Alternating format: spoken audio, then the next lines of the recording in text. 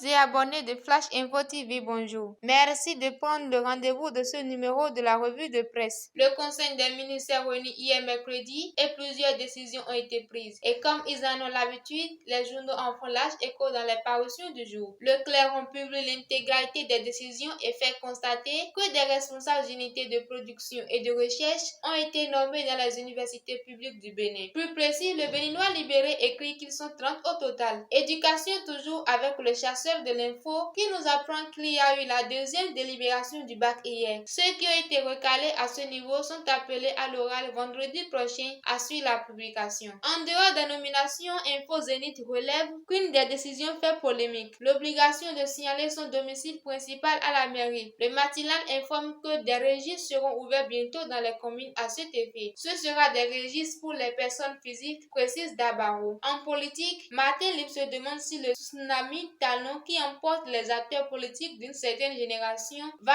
emporter aussi Zulkifli Salami, inamovible et imperturbable depuis plusieurs régimes. Amoussou Bruno, lui, ne pourra plus continuer ses apparitions sporadiques sur la scène politique. Le Béninois libéré écrit que débarqué de la tête de l'UP, le patriarche regrette son parti, le PSD. Le journal d'Agra Nagon publie les griefs d'Amoussou contre Talon et ajoute qu'il envie Adrien Hungwedi, qui est toujours propriétaire de son PRD. La priorité se demande si faire de Joseph Diogbenou le dauphin de Patrice Talon en 2026 n'est pas un affront pour beaucoup de ténors politiques de la mouvance. En tout cas, les deux sommes jetées selon Gaskiani Info qui entrevoit déjà une bataille Diogbenou-Mounoté et le journal impatient de connaître le gagnant de ce duel. Politique toujours avec La Nation qui propose à ses lecteurs l'intégralité des conditions pour être candidat aux prochaines élections législatives au Bénin. Le quotidien Le Clairon parle des pièces à fournir pour être candidat. Dans les pêle-mêle, Info Zénith informe que la maternité d'Agueux a désormais sa table de réanimation de nouveau-nés depuis la semaine écoulée. Certains dons de l'association Novitia